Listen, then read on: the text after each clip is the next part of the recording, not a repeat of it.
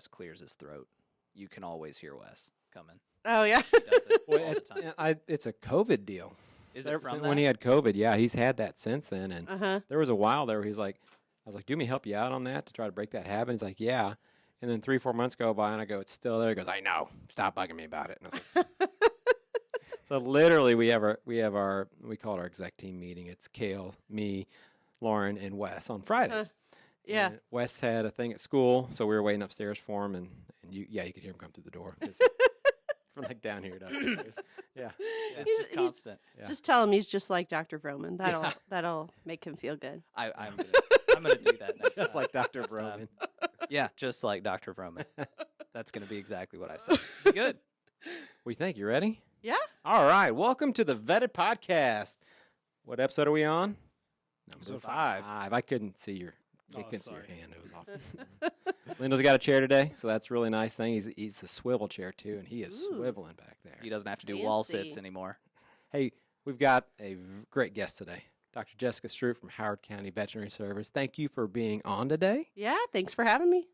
We're excited to have you on. Yeah. So we're gonna dive right in. We've already been, shooting the shit, right? Having Yeah. fun. We've known you for quite a while now. Yeah. Almost a decade. I mean, you're what we call like OG to pro OG? partners. Yeah. Oh, you're like man. OG at pro partners. I love that title, the Yeah. OG. Yeah, you are. You are. There's a handful that are OGs, and we appreciate support and trust you've given us over the years, Mhm. and the friendship too. Yeah. And what I love about the podcast is that we're going to learn more about each other and Yeah. grow our friendship through this too, right? Yeah. And share a great story, Uh-huh. your story. Yeah. And so this is free flowing, open. Yeah. No, nothing scripted here, right? Yeah. Yeah, Exactly. Well, Yeah. good.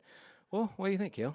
I think I'm very excited about this. Obviously, everybody knows like my thing is inspiration, and when we're looking back at this in a couple years, I hope we have 20 or 30 awesome stories about people that built clinics, followed their dreams, have a maybe very interesting story such as yourself on how they got to where they're at. But hopefully, we inspire somebody to start something today. I Yeah. think that's my Yeah. goal. Yeah. Yeah, for sure. And with his avocation, inspiration, man, we can cut that out, right?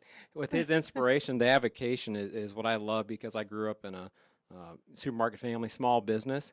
So my passion really lies around seeing independent businesses successful. Mhm. And over the past decade, a decade ago, I would have no idea that I'd be sitting here supporting veterinary businesses, right? Mm-hmm. But it's a great community, and I couldn't be happier than I am. So my job is just really how we advocate for that independent practice owner. Yeah. And Yeah. So that you're an independent practice owner. Yeah, and it's an interesting time, as you guys know. You probably know more than me as far as all the corporates and the ups and downs of the market with COVID, and I think all of us are probably on the same page as far as being pretty optimistic about yeah. the way things look. But yeah, it's definitely a different, interesting time to be a practice owner for sure. Absolutely. It is. It is. First question, Keel. Rip one off. Let's go. Yeah, well, I mean, Get right how into it. about you just introduce yourself a little bit, talk about your family, where you grew up, and all Uh-huh. those kind of things. So I am Dr. Jessica Stroop. I grew up in Fayette, Missouri, which is actually where I currently practice.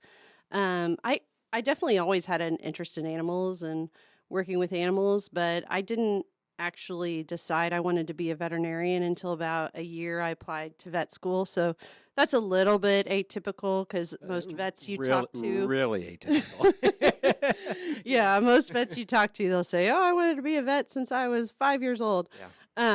I always had an interest in science and animals. At one point I was interested in music and thought I wanted to travel to Nashville and be the next big, singer-songwriter. And then the realist side of me set in and realized that very few people make it in that industry and that I could enjoy being creative in music without being a starving artist. So I went more the science route. During and after high school, I had a mentor in high school who's local chemist. He actually owns Innovation Laboratories. And I worked on a research project, in high school where I looked at, I don't know if you guys have heard of the dead zone in the Gulf of Mexico. Yeah, the Gulf hypoxia. Yeah, So, I've been practicing just so I could say that. I've been excited about it. Sorry, go ahead. no, but my science research project was focusing on that and kind of developing a plan. Of course, I never like brought it to fruition, but talking about how we reduce the nitrates in the Missouri and the Mississippi rivers, and in turn solve the hypoxia issue. And my approach to it was actually planting a lot of switchgrass and then turning it into like bioavailable energy. And then that whole research project kind of led me to wanting to be a marine biologist. And I was fortunate enough to get a pretty good scholarship to both run and athletic and academic scholarship for the University of West Florida in Pensacola, which had a pretty good marine biology program. I knew I had to kind of plan my education route because I didn't have a lot of money growing up, so I tried to be mindful of that as far as not having a lot of debt and being able to afford to go out of state for school was, in my mind, probably out of the question. But the scholarships that allowed me to go to Florida really were a blessing. I decided more and more in my education that the marine biology wasn't really the route I wanted to go. I really loved doing the field work. I was fortunate enough to help a lot of the students that were working on their masters by working in the labs. We would go seining for fish on the beach, which was really fun. Seining. So it's like when you take a net, it's actually a pretty good workout. It's a really big net. It's essentially like two huge poles with the net, and then, a person on each end, and you're like dragging it through up the shore. Okay. We were able to catch some pretty cool stuff with that thing. We caught a little barracuda. That's neat. My favorite were these little like striped burrfish. They were part of the pufferfish family. They were really, really cute. One time we got That's what, the West Coast, the Gulf side? Gulf of Mexico. Yeah. West side, West Coast. West Coast. West Coast is the best coast when it comes to Florida. No bias. Not to be controversial. I mean, actually, I was technically in the Panhandle, but Okay. I guess That's west. Yeah, west. Yeah. But we ended up getting a blue crab in our little net one time, and the little turd killed all of our fish. But but that side of it was a lot of fun. But I realized more and more that working in a lab and in academia and writing for grants, all of that wasn't really my thing. And one summer I was home, and I was fortunate enough, Dr. Taylor and Dr. Vroman allowed me to shadow them. And I was like, this vet thing is kind of cool. I think I'll apply to vet school, and got in a year later. So Did you shadow out in the field, like out large animal and small? Did the whole thing? Did the whole thing. So, and then I continued to work there throughout vet school. I was able to work there a lot more up until we had our didactics or clinicals, and then depending on what rotation I was on, it was a little difficult to work those past 2 years. But I worked weekends. My husband, at the time, he was actually doing professional race walking, and we were both from Fayette. I had no idea. Yep. I've got Lauren's uncle did the same thing. You had no idea Patrick was a professional race walker? No. Oh, I don't man. think if I did. I forgot, but I think I remember that. He competed for Team USA, and no kidding. he was in the NAIA. CMU had an NAIA division, and there was a girl on his team that race walked, and he was honestly just like mocking her, and the coach was like, "You're really good at that." And he came close to going to the Olympics a few times, didn't end up qualifying, but ended up being traveling all over the world for a few years for Team USA. And wow. so we kind of traded off. He worked for his dad on the dairy farm while I was in school to kind of help support me through school. We built this little like log cabin.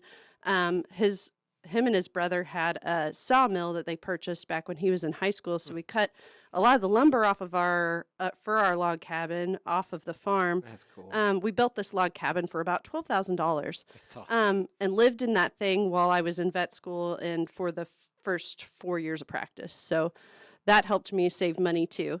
But then once I graduated vet school, Patrick decided for a few years to, race walk professionally full time. So we kind of traded off, but yeah, race walking was a thing. And you can only imagine, it was really nice actually when I was running and he was race walking and we were both in pretty good shape. Our paces were pretty well matched Amazing. to each other, but you can only imagine the things that were yelled out of trucks at Patrick, race walking down the road Your in feet Fayette. can't leave the ground. Uh-huh. And don't you your hips are kind of swinging a little bit? Like, is that right? Or like your walk kind of looks like, someone might yell at you. So the two main rules, the one is lifting. So have to have one foot on the ground at all times. The other one's a bent knee rule. So it's hard for me to explain without demonstrating. But the leg that's clear all the stuff out of the room for you. Yeah. So, but the leg that's in front your knee has to be locked until you bring your other leg around, and then you can bend it. So that's the other rule. darned. And there's judges around, and they're watching you. Yeah. So. And his pace was close to your running. Mhm, yeah. Wow. Yeah. And you were a good runner. I mean, you had also athletic scholarship. Was that right? Yeah. So I ran cross country and track, and then I ran kind of during vet school. Running was really kind of like my stress outlet during vet school, and kind of continues to be, although it's less so now that I have 3 little kids running around. There's a little less time for that. But yeah, and then I trained, at least for me, I wasn't professional by any means, but halfway serious for a few years after vet school. Ended up running the Boston Marathon in 2014. That's so awesome. that was fun. There's actually a funny story with that because Dr. Vroman, that was also the year that I became partner in the clinic. So big year, became it's big business owner, ran the Boston Marathon. But Dr. Vroman, every year he would go visit my business partner at the time, go visit his son every year for Easter. And of course, that year, the Boston Marathon is always on Patriots Day. And those two holidays are always on, I think, different days of the year. But that year, they landed on the same weekend. So I was really worried that I wasn't going to be able to run. Yeah. But Dr. Vroman, we made a deal that I could take time off to run the Boston Marathon if I worked the next day so he could leave.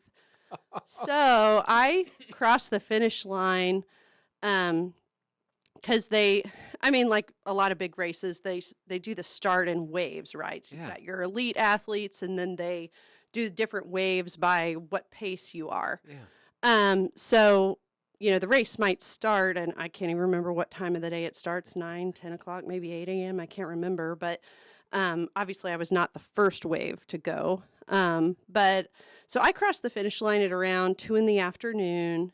Our hotel was actually a little too far away. So luckily I had some friends running and got to the nearby hotel, got a chance to get a quick shower, puked. Got on the subway, and there was I'm going to reveal how not of a sports fan I am. What's the baseball team in Boston? Red Sox. So there was a Red Sox game going on that day. And after we were headed to the Boston Logan Airport, got on the subway, almost passed out. But luckily the subway was so crowded that I started to fall over and just bumped into people. And then I'm pretty sure. So Can you wake me up when we get to the airport? Yeah. So I'm pretty sure that. Yeah. So I crossed the finish line at 2, and our flight left Boston Logan at 4:30 in the afternoon. So it was a pretty tight schedule. And then by the time we took our red-eye flight to Kansas City, I got home at 2 a.m. and worked the next day after running Boston. And I remember the next day I ended up having a cow in a barn, did a C-section on a cow in a barn, and it was actually, I didn't even end up doing a standing cesarean like I do on most cows. She wouldn't stay standing, so we tied her down. So I'm like kneeling down doing the cesarean on a cow after running a marathon. It was quite the thing. I'm a lot more mouthy now than I was then, so I probably, when Dr. Vroman told me I had to work the day after running Boston, I probably should have told him to get lost, but I didn't. So it made for a good story. Yeah, that's a hell of a story. I didn't know that about you. Yeah, That's awesome. Yeah. Most people need a few days to recuperate. Like your everything's shot. I mean, Yeah, your body's spent. Uh-huh. Right? It's like trying to find like how many the calories on 26 miles. It's like Uh-huh. is it I forget what was per mile. That kind of Yeah. comes out to be. It's crazy. It's And my problem was always at the end of those races is just like I'd always run into electrolyte issues at the end of those long races. And yeah. I remember on the flight even having like trouble with my muscles cramping. I hadn't got my electrolytes Oh, figured out. man, yeah. I had popped like ibuprofen, nothing was helping. And then someone was nice enough on the plane to buy alcoholic beverages for all the Boston Marathon runners, and the glass of wine helped more than anything else. But It's reason for a glass of wine right there. yeah, exactly. Well, your journey's great, and you brought it up. So many veterinarians Mhm. at 5 or between 5 and 10 years old Mhm. are like, yeah, I knew I wanted to be a veterinarian. Mhm. And so it's always intriguing when that you find somebody in the veterinary field that didn't come that direction. Yeah, yeah. But what's cool about how you did get there, and we talked about on the podcast that our last one about location, Mhm. like where you're at, Mhm. and for Dr. Vroman and Dr. Taylor to have you come back, Mhm. that's probably a pretty big deal because Howard County Veterinary Service. Right, I mean, what would they still be there? You kind of wonder Yeah. about it, like in the town you're in, close to Columbia. Mhm. I mean, your closest veterinary practice is like 18 miles away. Is Yeah, that? yeah, that's probably about right. Probably the closest is Boonville. Boonville. Yeah, it's 18 miles. Would probably be the closest. And Yeah. I think it was kind of ideal timing, and for them, arguably, Dr. Taylor probably wouldn't have minded retiring probably a year or two earlier, but Okay. he waited for me. That's awesome. But it was kind of, I pretty well understood from the situation and knowing that I wanted to go into that practice that ownership was definitely in my future. Cool. Or was definitely expected, but then it became something that I actually wanted to, which was nice. So it definitely happened pretty quickly. I graduated in 2012 and then became part owner in 2014. And at that point, I could probably put what I knew about owning a business I could maybe sort out a basic financial statement, but I wouldn't necessarily understand the ins and outs of it at that point. I probably knew about as much as you could put on a Post-it about owning a business, and probably not even like the standard size Post-its, more like those little baby Post-its. Yeah. But I took the opportunity, and it was there, and it was nice being kind of a partner initially a couple years before I became a full owner in 2016. So what was that conversation like between you and the existing owners? When did you approach them about owning? Did they approach you about owning? Like what did that look like? It was probably more they approached me about owning, or it was more or less just kind of a I knew I was going into a clinic where Dr. Taylor retired whenever I came on in 2012, and I knew at Dr. Vroman's point in his career that retirement was soon. So I don't even know if it was a conversation that happened. I think it was just assumed that I was going to become the owner, and I ended up doing it, which I'm glad I did. Kind of a handshake deal. Yeah, Yeah, pretty much. But yeah, I mean, it's kind of been. We'll talk. Of course, we'll dive into ownership. But yeah, as we've been along with that, from like owning the practice to owning the real estate, right? All that stuff's been. You kind of look at some agreements, and you're like, I'm glad you guys get along and really trust each other. I mean, your agreements don't, right? Yeah. I mean, And we, I mean, there was a formal contract drawn up by an Yeah. attorney, and Yeah. Dr. Vroman was very fair and reasonable to work with. Even from being an associate to becoming partners with him. So, Yeah. it was a good fit. Yes. And I'm fortunate that he was so willing to kind of, help me become a partner, and was pretty open-minded as far as, the changes that I wanted to make and the different things that I wanted to see happen in the practice. So That's cool. not everyone has that. So No. yeah. Yeah, no, that's awesome. Yeah. No, I if you want to switch gears a little bit to talking about practice ownership, I think one of the most interesting pieces is like one day you're walking into the practice and you're an associate, right? Mhm. And the next day you walk into the practice and now I'm the owner. Like I Mhm. can do, what my vision is. And Yeah. so like did you have this predetermined notion of like what your vision for that place was like the day you walked in, or what was the transition like? I think it was, I don't know. I mean, I think I definitely had a vision, but it was challenging in some ways because I started as like, basic employee kennel assistant essentially. And over the course of, I guess I worked there 4 years before vet school. So, over the course of 6 years, moved up from kennel assistant to owning the practice. So, luckily everyone I worked with at the time was very accepting of me, and I love that the coworkers that I have, and some of them I still work with, but it was definitely different for me. It was probably harder for me than it was on them as far as going from being a coworker and just part of the crew to being the boss. So sometimes making those decisions or having important conversations was really difficult for me at first because I viewed everyone as my friend. I didn't necessarily view them as my employee. So, so more and more, I'm kind of figuring out or becoming more and more comfortable, obviously, with having conversations and addressing things as they come up and doing it in a cordial, kind of more tough love type way instead of just avoiding them altogether. But that was a tough transition for sure. Yeah, I can only imagine. Mhm. Yeah. You said earlier that like you already knew you had a chance for ownership, so that was like a big deal for you. It wasn't like where Dr. Whitehead last episode we had an interview with.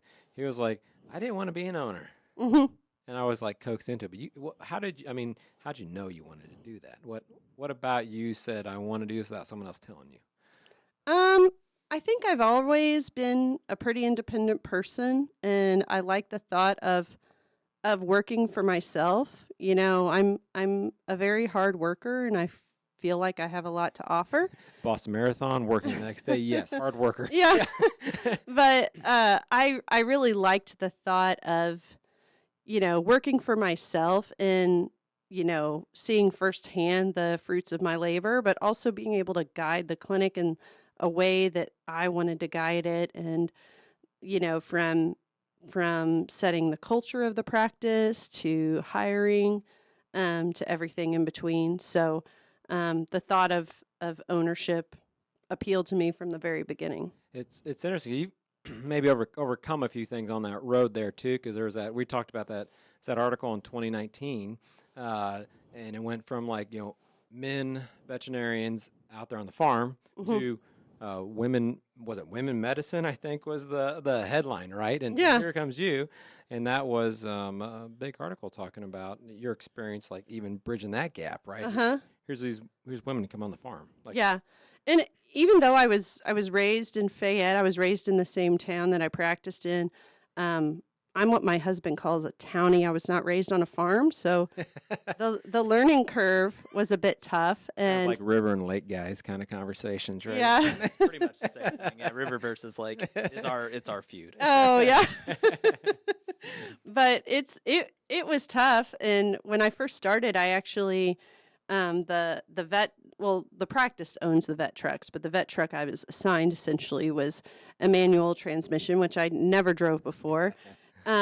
So that was fun trying to learn that, and then I had also never really backed up a trailer or a portable chute before. With so- a stick shift. with a stick shift on top of it.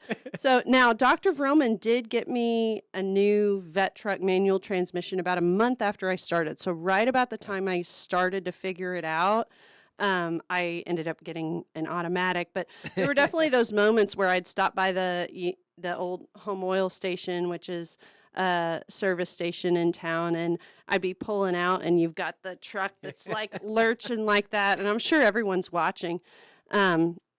And then I spent a lot of hours on the weekends practicing backing up the portable chute, and that is actually if you want to test your marriage, Oh, have yeah.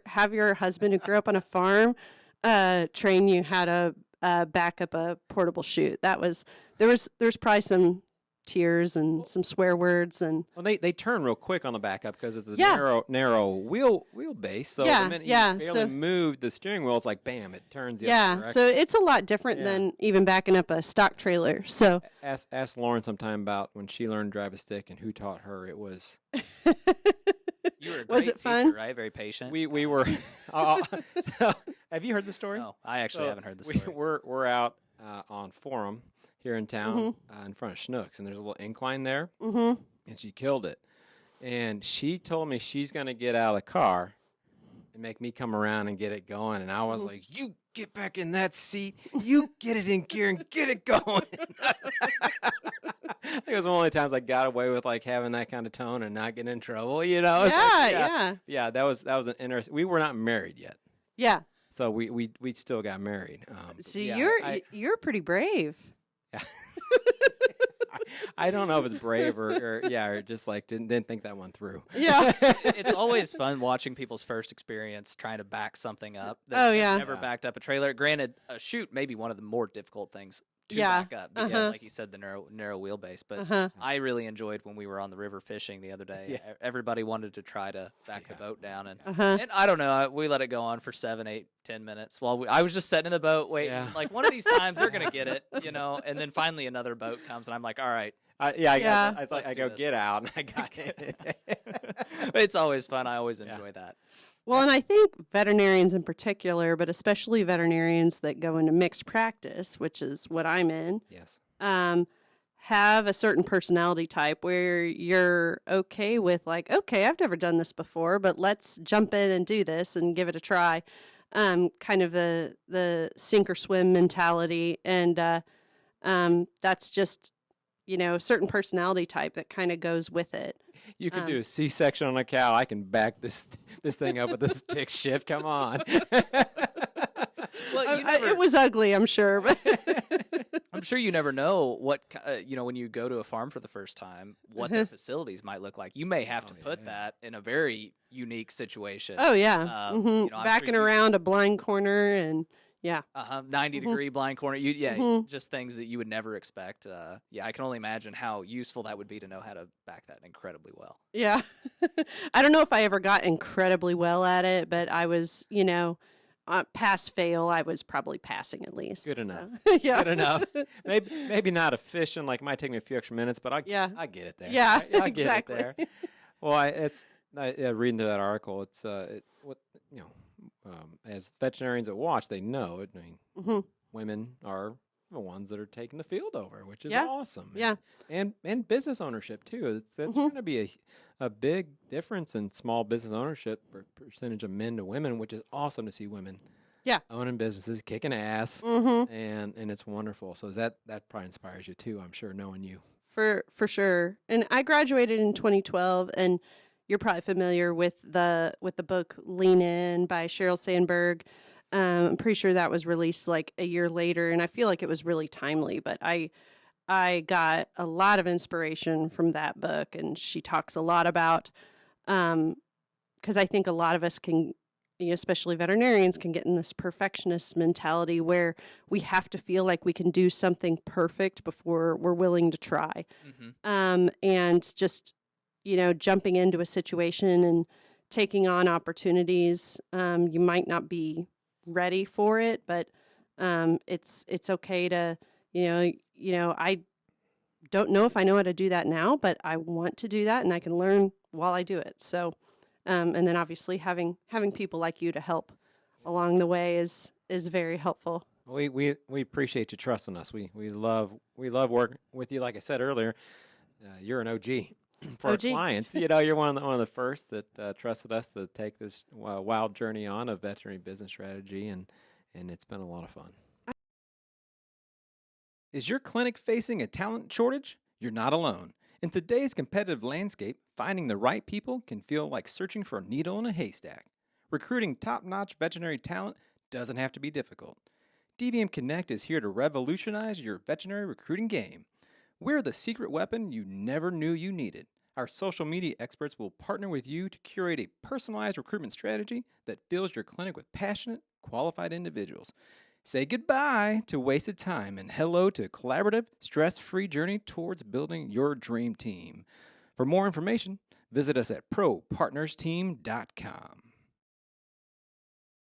I forget, when did I start with, was it 2015? Right around 16, I would say. Yeah, 2015, 2016. Yeah. I remember being like a scared new practice owner and coming into your office that was in Columbia, but a different part of Columbia at the time with our, I actually thought about bringing our old bookkeeping system with me, just to, those old, what do you even call them? The Blue Book.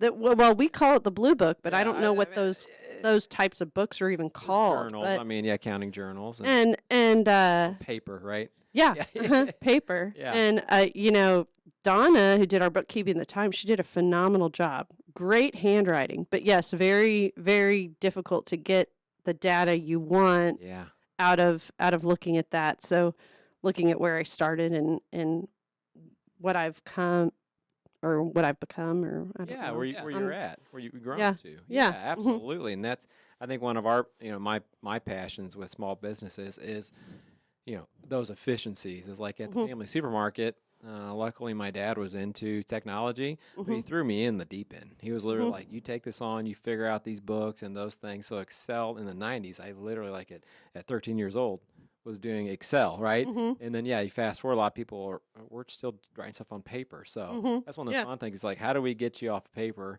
and into this? And you had a great quote the other day that you sent Kale about DVM Office. Do you remember that one? You don't have to. I feel like it was a typical boy mom quote, wasn't it? Like it pretty much. What was it like before? I'd have to look back at the text exactly, but something about how I had no idea what was going on with my books before, but now if someone farts on my books, I know about it. Yeah, exactly what it was. Yeah, I appreciate that. So yeah, it's helpful to be able to gauge what's going on in your clinic, narrowed down to the exact day. Like I can pull a report on today, which is March. What is it? March. It's my day 18th. off. March 18th, and know what's going on. Having a good practice management system like you do now too, that's up to date, connected to the cloud. You can be at home, and pulling reports. You can do a lot of things with a really solid practice management system too. That I think you've got. Yeah, it gives you the flexibility to not have to be at the practice. Yeah, too, right? For sure. You can do those things. Now, it's interesting. You talk about that like as a scientist, right? As diagnosing, as treating. It's like. It needs to be pretty exact, right? Yeah. It's like there's not a whole lot of room for error. This is like error. This is life or death for the animal, or longevity or not, right? And so owning a business, when you own a business, there's like some mess around to it a bit, right? As you own a small business, because you're like, oh, that can wait. It's okay. Like, I know it needs to be better. But I think that's got to be hard for a veterinarian on that business side, especially when we're like, all right, let's prioritize things, right? And put it's kind of triage to a degree, but it's not exact science. Yeah, business is not. And I think it's hard for vets too, because we have a DVM, not an MBA. I mean, there's some DVMs and people who are who have both out there. I'm not one of them. Yeah.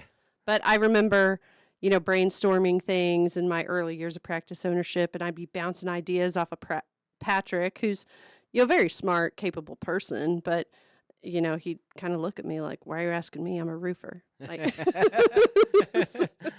he didn't like the stress of me asking him questions, because he also did not feel equipped to answer them. So it's definitely helpful to have people that know that they're doing. And I think there's a lot of veterinarians where I think our egos can kind of hold us back a little bit, as far as, thinking we know everything, and realizing that's that just being human. that's just being a human, and just realizing it's okay to not know everything, and having enough humility to realize that there's other people that can do some of those things for you, and you don't have to know everything. And all it takes is a curious mind to keep learning. So yeah, and you've got that. You're sharp. You want to learn, and again, being a veterinarian, I mean, that's your number one job. Mm-hmm. But you also have a number one job called being a business. You have number one jobs. Yeah. So that balance, right? Yeah, it's tough, and I'm a smaller clinic, so I don't have a practice manager. Maybe that's hopefully one of my goals for the future, but it's not something that I currently have. So I definitely have a number of people in my clinic that help me from the bookkeeping and other little everyday things, for sure. But yeah, it's definitely, you're wearing multiple hats, and it can be challenging at times. Yeah. Well, you have to keep it afloat, keep it going, and it's part of the excitement. Yeah. Too. Yeah. It's tough out of practice manager. As you bring anyone on, you have to be able to train them. Yeah. Right. So and you want them to fit into your culture. Yep. I'm one of those people that, I'm pretty understanding with people, and I like having the family friendly culture, and just giving people the benefit of the doubt, or as Brene Brown would say, assuming positive intent. Yeah. You're doing the best you can. You're doing the best you can. There's probably times where I used to joke and say that, I'm not, mean enough to be a good boss, or I need a practice manager that's a real bulldog. And I'm realizing more and more that that's probably not what I want, at least not for my practice. That's the 90s. Yeah. That's 2 decades ago, right? We can demand the best out of people. Yeah. We can demand that and expect that and do it in a nice way. Mm-hmm. You don't have to, by any means, be reactive. Yeah. Right? Yeah. We can be proactive, and we put those things out there for people. They'll do that. I think that, in business too, it's like, so the business you bought was, talk about the building and where it's at today. Yeah. Yeah. So the business I bought, it was actually Dr. Taylor and Dr. Roman moved out there in 1986, which was the year I was born. I'm going to age myself. Awesome. That's awesome, though. Yeah. So, and before it became a veterinary I was born clinic. in 79, so I'm the oldest one in the room, okay? Oh, okay. You make me feel young. That's good. But before it was a veterinary clinic, it was a convenience store.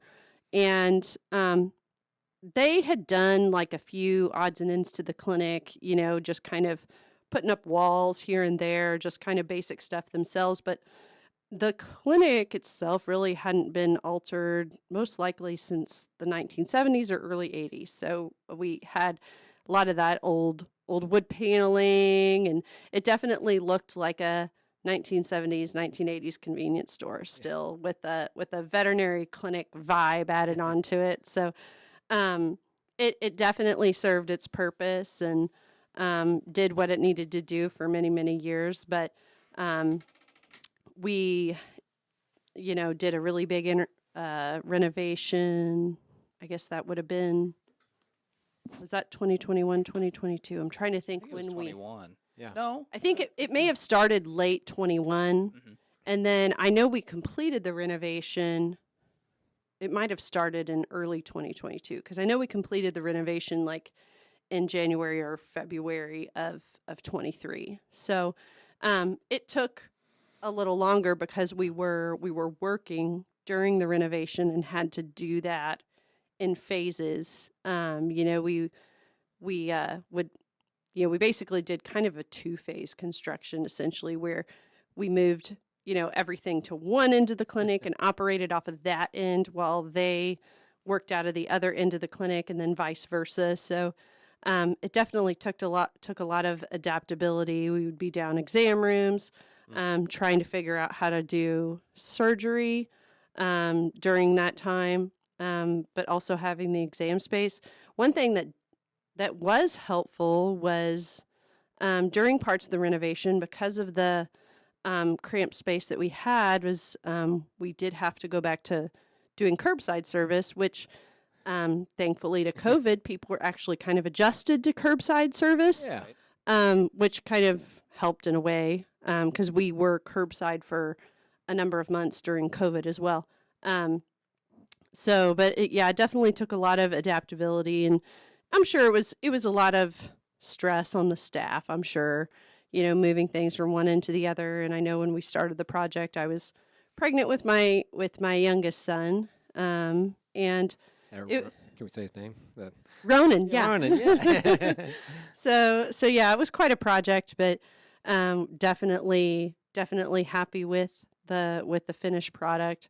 I still have dreams sometimes that we're in the old clinic, or there's parts of the clinic that are still the old clinic.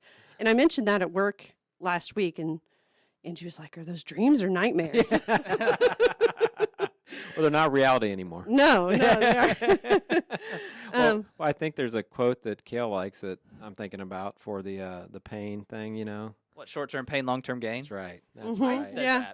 that. You've heard that before. Oh yeah. I said that the other day, and these guys both were like, "That's really good," and I'm like, I thought they were making fun of me. They've never heard that before. Well, in the running world, we used to say, "No pain, no gain." I mean, I that's know that one. Yeah. that one's used a lot in the athletic world. And then there were times where we would even say, "No brain, no pain." That can help sometimes too. Well, I think that it's interesting. A lot of the practices like 70s and 80s, right? A lot of those practitioners that they started then, they started practice from scratch. And that's what they did. They were like, I just need to practice somewhere. As a convenience store, it was a house, right? It was just like all these random things. But you move forward today, and it's interesting. Like modern medicine, they got that women medicine is what they said in that one article. But I think that's modern medicine, right? It's like what does modern medicine look like? And it's what you've got. And really I was really happy with Hooker Construction, because obviously they have a lot of experience in the veterinary world, and trying to match functionality with something that looks good aesthetically, but also keeping in mind that we were still a rural clinic.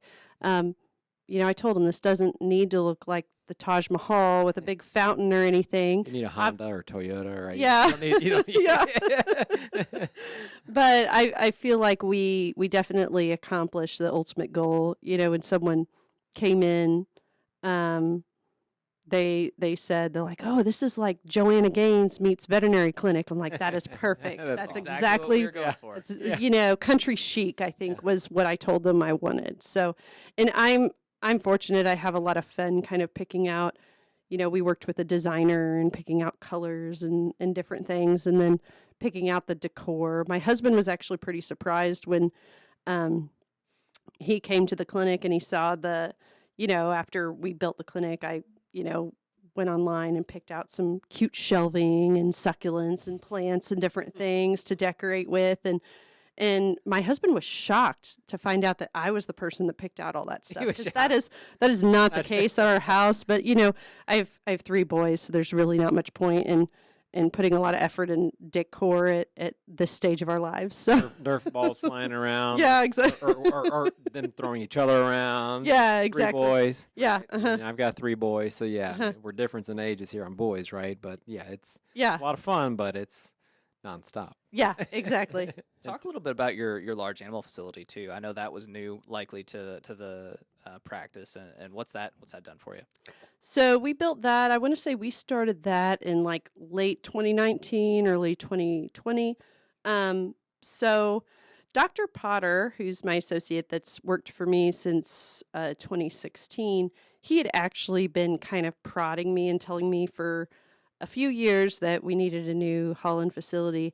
And the idea really solidified one evening when I was working on a cow that had prolapsed, and we were getting her loaded back in the trailer. And when you're latching the gates and the cow is charging the gates and the gates don't hold despite being latched, that was a real moment for me, realizing, okay, this is no longer safe. We need a new Holland facility. The Holland facilities that the clinic had were actually pretty phenomenal. I'm pretty sure Dr. Taylor and Dr. Roman had put up those panels back in '86. Oh. And they held up really well for a number of years, obviously. So we kind of went to planning, and Dr. Potter was a really great resource. One of his passions is kind of setting up facilities and kind of workflow. Low stress handling is a big thing in the cattle world. And he designed a really great corral system and facility for us that flows really well. We also built a barn around it because we wanted the chute and the alleyway part of the facility to be kind of climate controlled and covered, so that we could work on animals in any weather. It's really handy when you're in the midst of calving season in January, and you can have the farmer haul into your facility and do the cesarean there. It's a much better outcome and a much easier process for everyone involved. We were able, because of the barn, to put in a triocular scope with a screen. So when we're doing breeding soundness exams on bulls, the farmers can see what we see, which I've gotten a lot of good feedback on that. I feel like they really see a value in that, even if they don't know exactly what they're looking at. They definitely can see what we're seeing. We also have the ability to Bluetooth our ultrasound over to the screen, so whenever we're pregging cows, they can see the ultrasound images as well. And I think it just makes it a little nicer and more interactive for the producer. You probably also can't put this on the podcast, but there were a lot of jokes about the name of the microscope because of the whole breeding soundness exam. So I came up with sperm scope. So that's going on. Yeah, we're not editing anything. Yeah, someone else came up with the term cum camera. You probably need to edit that one out. We try to, when you're doing weird stuff like what we do, you got to have a sense of humor about it. So you got to have fun. That's what we've got to. You got to have fun. We got to have fun. What's the point? Yeah, I mean, you're collecting sperm on a bull. You got to be able to make jokes about it, right? Yeah, absolutely. Because if you don't, somebody else is going to. Exactly. You ought to exactly. control the joke. It was one of my theriogenology professors, because many of you aren't familiar with the process. You use a probe to electroejaculate bulls, which are quite large. So one of my theriogenology professors actually suggested, because there's inevitably the producer's going to say, "Oh, if only you had that in my size." So he suggested you don't make them that small. Is that the joke you get back? No, he suggested you get a RAM probe so that when someone tells that, you can say, "Actually." You guys are going to have to do a lot of editing with this conversation. Way. If you're good with it being on there, we're good with it being on. Oh, no. We are recording. Yeah, I think that, of course, rural Missouri, the acceptance of, because everyone thinks you need to go to them, right? Mm-hmm. Yeah. You're like, but they're really understanding the health of the animal. Mm-hmm. It's better on the animal. Mm-hmm. It's better on you, too. Mm-hmm. And you can see more animals when they come to you. And that's a tough transition, and it's a transition we're still navigating as a clinic, and how we broach that with producers, because in the heat of the moment when they're calling and a cow's calving, when you tell them, "Hey, I need you to load them up on the trailer and bring them in," that's not always well received, and it's a high stress moment. So sometimes having those conversations ahead of time, when it's not in that moment. But sometimes just, it allows us to see more animals at one time, because when you have a cow that's calving 40 minutes this way, and then you've got one that's calving 40 minutes that way, there's certain times of years where we run into those situations. And, sometimes it's tough when you have to, cancel out your entire morning schedule just to go out on a farm call as well. So being able to see as many animals as possible and being able to serve people as quick as we can. And a lot of producers are a lot more accepting of utilizing the haul-in facility once they haul in and see how easily everything works through. They're like, oh yeah, this is pretty nice. Yeah. So Those are discussions I think you had early on, in the first days of working together was like, here's an hour of your time and it's worth X, right? Essentially revenue you need to produce. And if you're on the road for an hour of that time, but you're charging $40 or something, right, for your road time, you're losing a lot of production and revenue for the practice on that drive. But then the producer, excuse me, is going, well, you just had to drive here. You're going to charge me what to drive here? And you're going, it's my time. Yeah. I'm a doctor. It's like, so that's also part of it too. So it's more, it costs you less to bring those animals here. Yeah, because it's hard to charge enough for our time when we have to drive out. It's a little bit easier when it's a planned situation, but in an emergent situation, and you have to cancel appointments and different things. So, I don't think that in the heat of the moment, the producer is overly concerned about the clinic's bottom line and how to make that work. But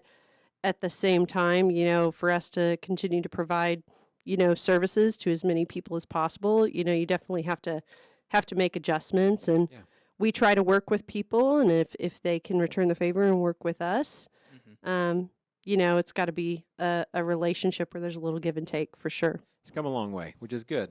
Still room to go, right? Yeah. But it's come a long way. Yeah. Are you ready to elevate your practice but unsure where to begin? Look no further than DVM Office. As a veterinary-exclusive firm specializing in the AHA chart of accounts, we provide tailored, actionable data for your practice. Whether it's tracking growth, industry comparisons, or decision impact, count on us for insights. Learn more at thedvmoffice.com.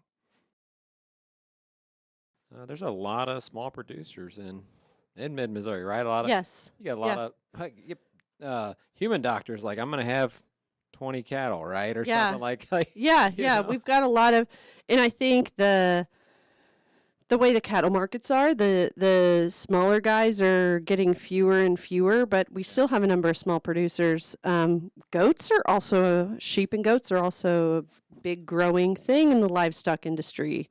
So, that's another thing that we're becoming busier and busier with as well. Yeah. You enjoy the mixed animal, don't you? Yeah, I enjoy the adventure of it. Yeah.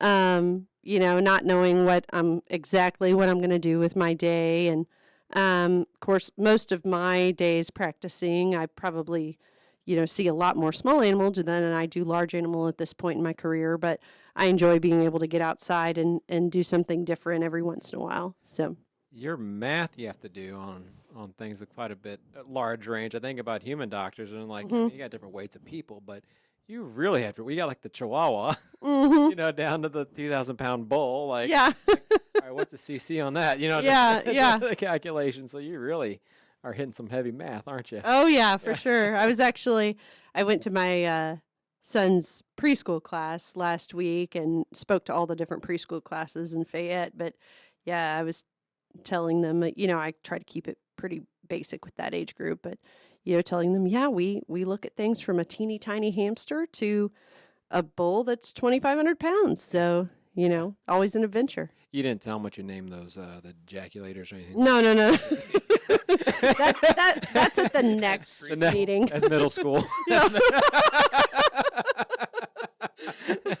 So are you encouraging people to be veterinarians at those talks? I think so. If someone comes to me, I'm not one of those people. I don't regret what I do.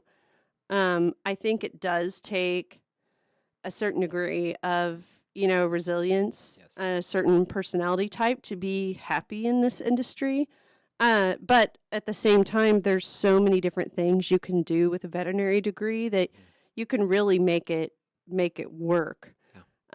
For a lot of different people with a lot of different personalities and talents too. So I think if the passion's there and the work ethic is there, yeah, for sure, I would still encourage people to do it. Well, that's why we have to advocate for, the right kind of revenue. And you're a doctor, you're highly educated, highly skilled, and the right kind of pay, because veterinarians don't get into veterinary medicine for the pay. No. But you do need to make something, right? Yes. Appropriate Yeah. to make it more enjoyable because Mhm. that helps. And, we talk about, I don't think a lot of pet owners are aware of the corporates or private equity, Mhm. Buying out veterinary clinics. And I don't want to lump all corporates together. I know not all corporates are a bad thing, but, Right.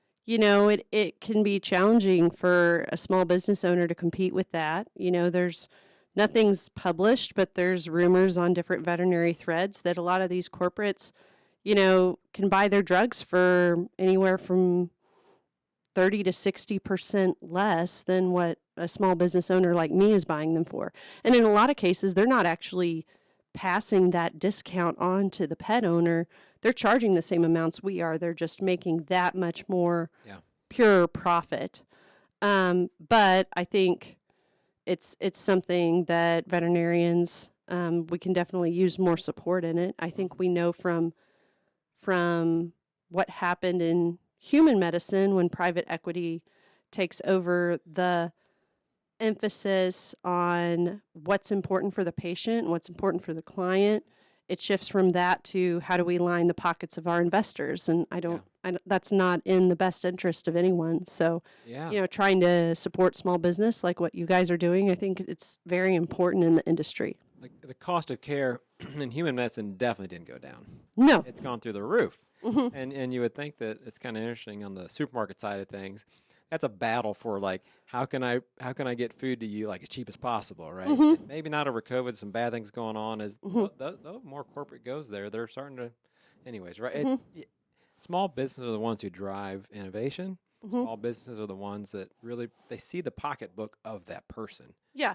You see that, right? You feel people. You're down on the ground level. And what I like about what you said earlier about where you started in the kennel, and so you've done everything around the practice. You can look at somebody and say, "I've done everything around here," which you can relate. Yeah. You For can sure. relate. And I think it's hard for clients to understand too, because they're used to the world of human medicine where even though prices are through the roof, there's still a safety net there. Yeah. If someone comes to the hospital in labor with a sick child and they have no money, they're still going to get cared for. There's safety nets available in that system, and part of that is why the cost of care is so high. But that sort of safety net doesn't exist in the veterinary world. So I think a lot of pet owners show up at a veterinary clinic in an emergent situation, emotions are high, and they don't have any money, and they think there's going to be a safety net there where care can be provided at no cost, and there really isn't that safety net. Certainly, some clinics have benevolent funds or charitable funds. There's different 501c3s out there that will fund people, but it's not to the extent that it is in human medicine. Right. And then you get into this back and forth of you've got a person that's in a high stress situation, and the natural thing is to, want to place blame and, well, all you care about is the money. Well, no one joins this profession because we care about the money, but obviously we have bills to pay. Yeah. I'm not Paris Hilton. I'm not a trust fund baby. So yes, I have bills to pay. I have loans with high Can I interest tell you rates. something about Paris Hilton? What? She was written out of her trust. Oh, was she? The grandpa disinherited all of them because they didn't like the way they were acting. Oh, I forgot about that. So yeah, I do want to. Yeah. So yeah, I might want to use a better example. She's a Maybe Donald Trump. yeah. Is he I don't want to trigger anyone. yeah. But no, good comparison because she like you. I think I would put her in the badass boss woman business owner category.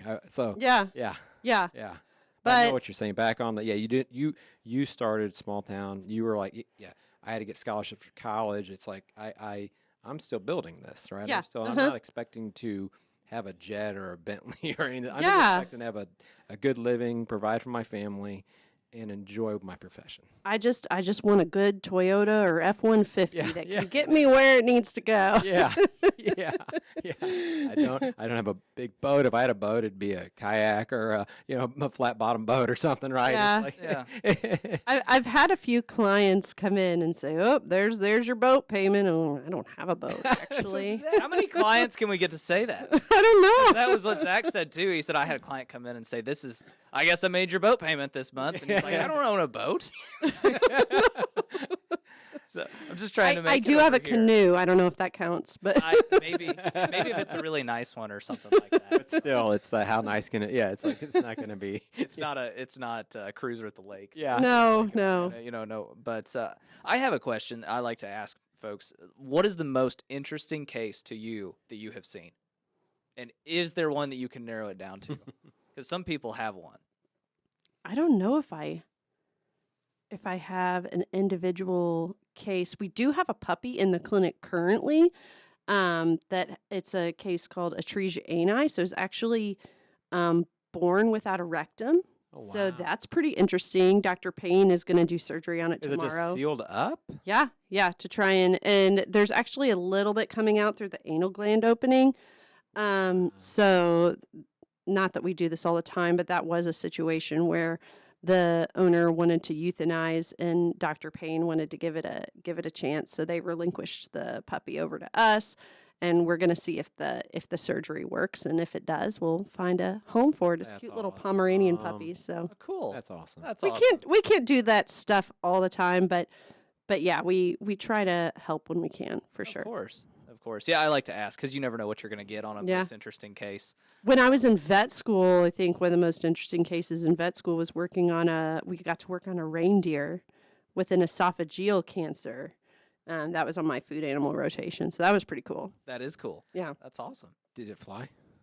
No. That one was broken. Yeah, that one was broken. There was- Maybe it was one of Santa's rejects. I You don't know. didn't have a Christmas cheer, do you? I bet after its surgery it could fly, maybe. I don't know. In his dreams, it was flying. Yeah. Well, no, one thing we're real excited to talk about is culture, Uh-huh. core values, those things, because you do that really well.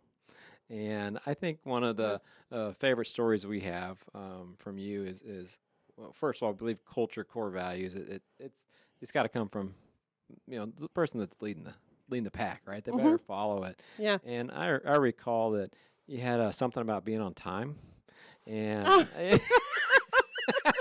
Yeah. Can you tell that story? So we had an issue of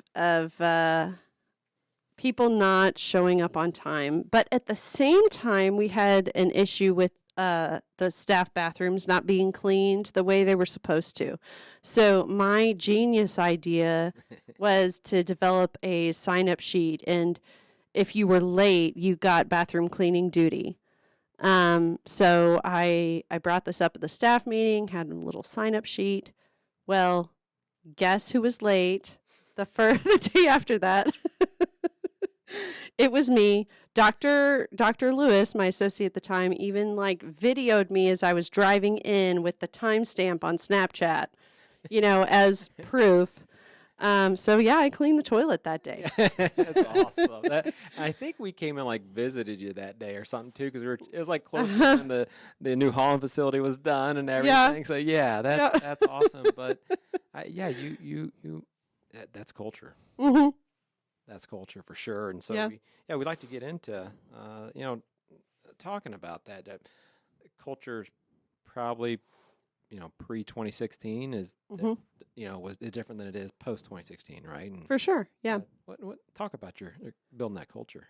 So, I think you talk about, we've discussed kind of taking opportunities as they come, and, you're not going to get, I think too many people are wanting the perfect clinic to just fall into their lap. And a lot of it is, taking opportunities and then melding it into what you want to be. So, I feel like I've kind of tried to balance, I feel like I'm really on the path towards, turning my clinic into something that's mine and something that I'm proud of, at the same time of honoring the legacy of Dr. Taylor and Dr. Vroman and what they started back in 1962. Yeah. So, it's been, a journey towards that, and, developing the core values for that was a big part of it.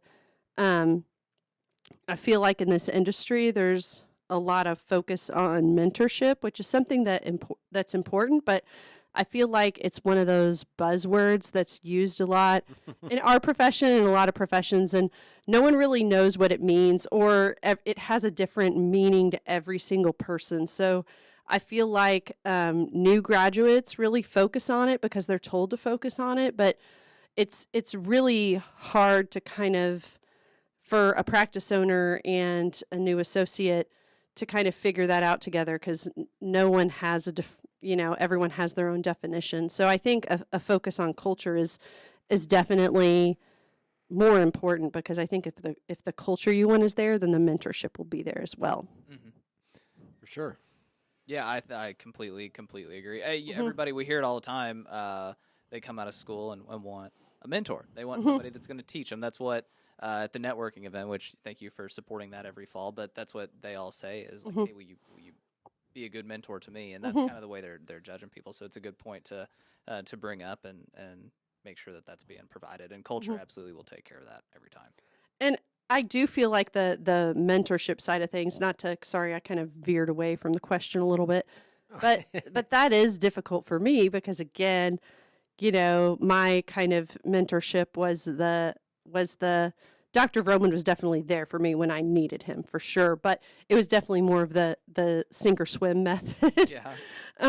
And so as a result, it's a little bit harder for me to mentor people based on the experience that I had. My version of mentorship is not hovering or micromanaging what you do. Obviously, we're going to have accountability and we're going to have discussions if things aren't working, but I want to give the people the freedom and independence to practice and do what they think is right until it's not working for the clinic. And I feel like if you hire someone based on your core values and your culture, then you're going to get what you need as far as that. And just, I'm there if you need me. All you have to do is ask. So Get off. This is off culture a little bit, but it's interesting to hear a kind of a common theme amongst practices that have had an associate be able to buy in is I think what I've heard is the previous owner was willing to let you like try some things. And you weren't fearful of mistakes, but necessarily right, but they were there for you, all those things. And then, we hear like at the MBMA, you hear some practice owners, they're getting older now, they're 60s and 70s, but they will complain about that other veterinarian. They don't know what they're doing, coming out of school. Well, of course they don't. Yeah. Of course.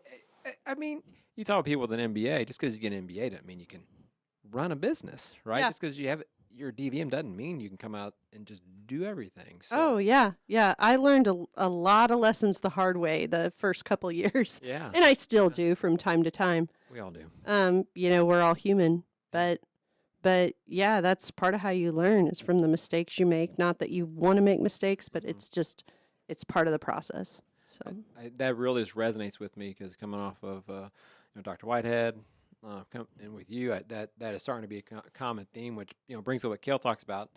I think by the time we've had 20 plus veterinarians come through that own their business, I think there's gonna be a lot of those common themes of what it takes to transition a practice to the next generation, and that's that openness. And maybe I'm just getting, I'm elder millennial. I'm just getting too old, but I do feel like no. I do feel like there's almost too much of an emphasis on mentorship. Sheryl Sandberg even has quoted that, trying to find the perfect mentor is like hoping that Prince Charming is going to come. And we're almost training people to be too dependent on other people for their own success. Right. So you've got, I think about Nike. It's like, just do it. Right. I mean, yeah, just get out and do it. Have people surround you, but don't be afraid. I think in the mentorship though is because of fear. Yeah, it's just that fear thing and not having someone out there being like, it's okay. That's the best mentorship, right? It's like, it's okay. Yeah, I'm gonna let you fall. I'm not gonna let you fail completely out, right? I'll let you fall, but I'll be there to catch you and pick you up, so you don't. It's not devastating. And I think the biggest thing is, luckily and maybe unluckily, I guess, I had enough life experiences from early childhood of, realizing that making it through really hard and challenging things is not always a bad thing. Yeah. I always make the comparison being a runner. I'm not at mile 23 of the marathon thinking, wow, I'm having a fabulous time. This is great. But at the end, nothing can really. Why did I do this? Yeah, why did I do this? It was I ran the Twin Cities Marathon, and that was the one I made my Boston qualifier on. And I literally had a mile to go. And I saw Patrick on the sidelines, and I stopped. And at this point, I was kind of wobbling around and almost nonverbal, and I really wanted to stop. I feel like if Patrick gave me the permission to stop, I probably would have stopped. And Patrick's like, "Are you okay?" And I'm like, "Yeah." He's like, "Well, keep going." But so it's the process can be really tough, but nothing can really match that sense of satisfaction and accomplishment after you get through something like that. And I think giving people permission to try new things and giving them the reassurance that, it's okay to try challenging things. Not everything is going to be fun and wonderful. That's why it's work, and that's why we get paid to do it.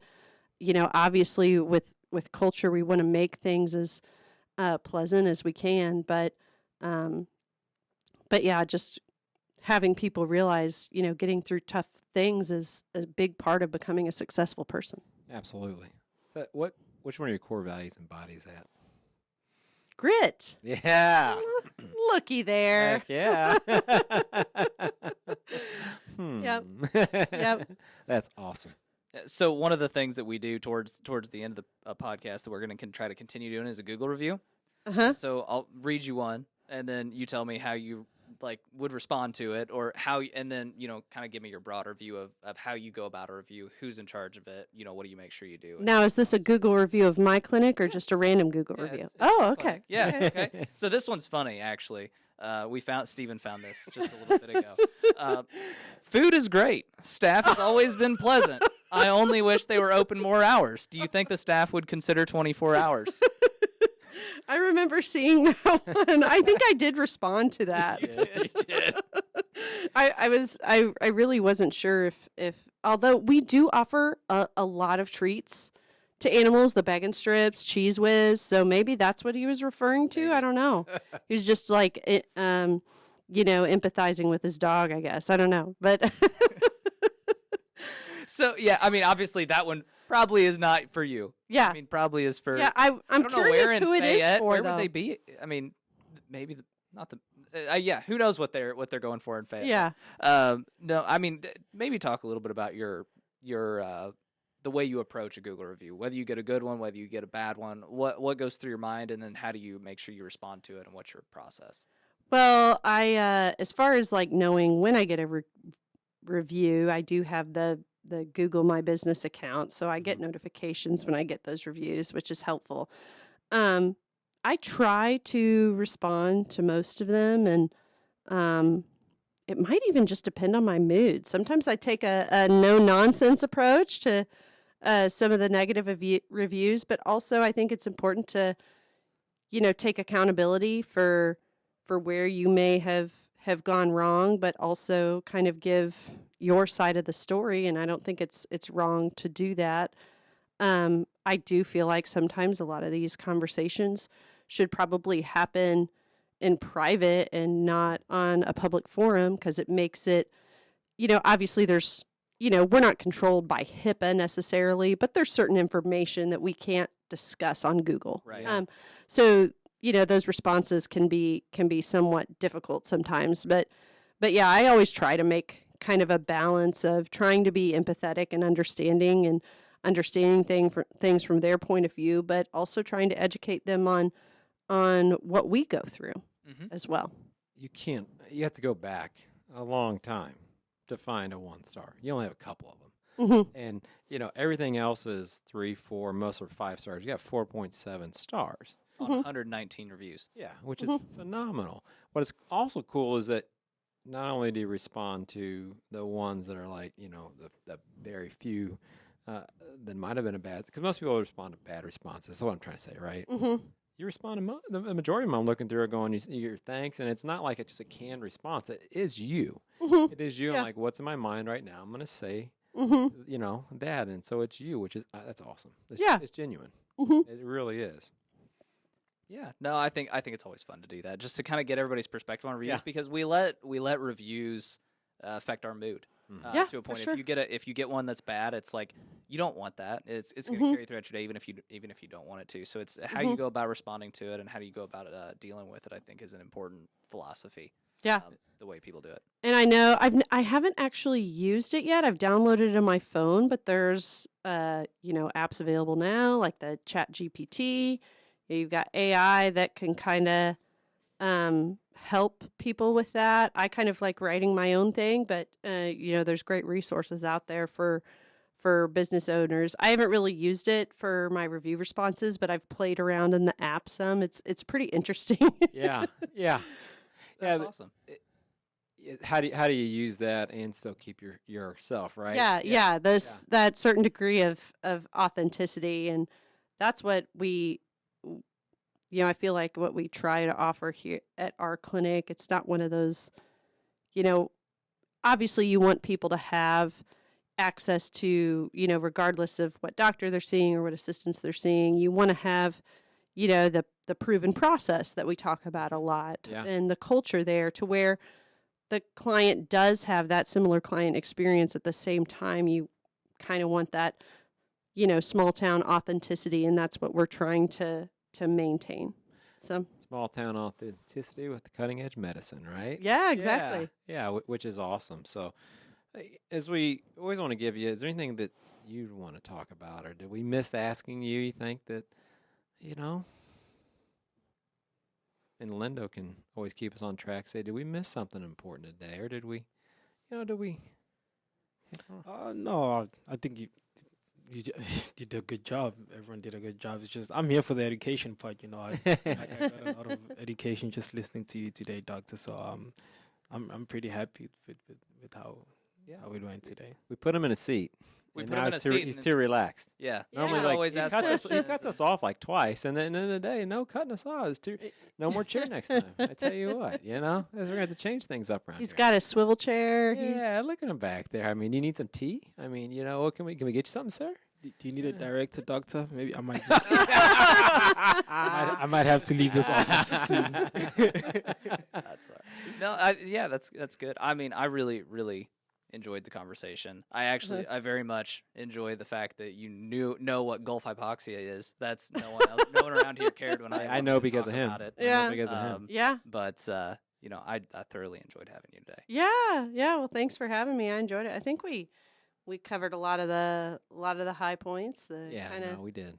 Kind of balancing different things as a practice owner. And again, I think practice owners where it's been kind of an adjustment and teaching myself that anyone can be a leader. You don't even have to be the owner of the clinic to be a leader. right. You can help with the culture, and then also realizing that the classic examples and what we're taught real leadership isn't necessarily the case. You don't have to be the brute, intimidating force of the practice, and you can still hold people accountable and accomplish a lot and maintain the culture that you want. So 2 questions came to mind. One, would you recommend to a veterinarian that's an associate to be a business owner? I would. I think if it's the right type of person that has the interest there, for sure. I think it takes a certain degree of, obviously you want to have at least an interest in business and learning more about it. And you have to have the resilience to kind of get through the up and downs of practice ownership, because it's like any business. Things ebb and flow, and you're not always just making it rain with cash all the time, like Putting those like boat payments and making those boat payments all the time. The boat you don't have. Yeah. And if if it's the right person that kind of fits the right culture, for sure, it's something I would definitely recommend. I'd say it's been very rewarding for me.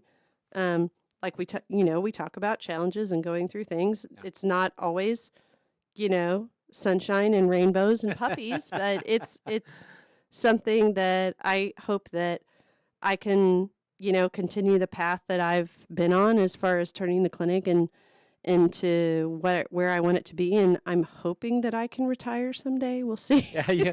I have no. That's the goal at some point, is retire before I'm, old and crippled, and I can enjoy life and different things too. So, and maybe I can leave a good legacy behind for someone else to kind of continue tradition, and then maybe turn, something into their own thing too. That's awesome.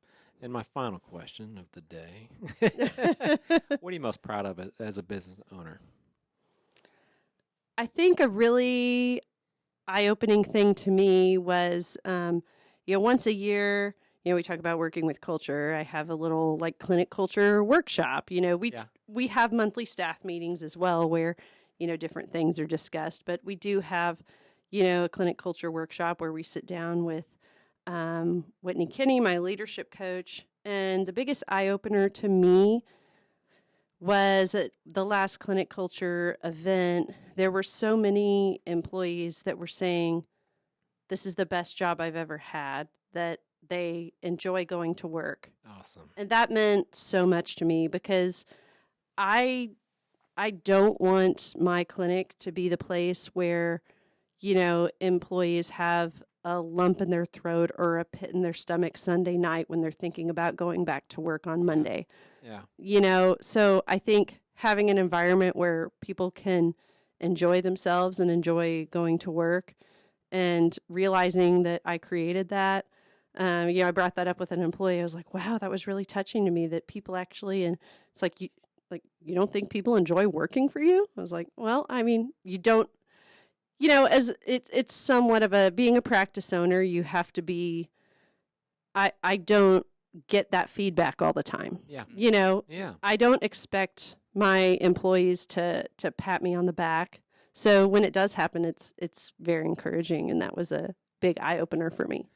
Well, outside looking in, I'm not surprised. You're awesome. You live your culture. You live your core values, and then you live those things, which makes a difference. They're not just words on the wall. Yeah. And you strive to be better every day. And I tell you, hey, we couldn't be more fortunate to have you take your time to be on today. It as Kale says, truly an honor. And the other thing is, too, Howard County, Fayette, I hope they know how lucky they are to have you and your team in their town taking care of animals. Yeah. They really are lucky to have you there. So thanks for being a veterinarian in small rural town, Missouri. Not too small, right? But college town. Yeah. It's, not the smallest, not the biggest, but that's important. So thanks for all you do for the community. Yeah, thank you. We're fortunate to be able to do what we do. Hey, good to see you. We'll see you soon, I'm sure. Yeah. All right, thanks. That's a wrap. Peace and blessings. Bye-bye now. Adios.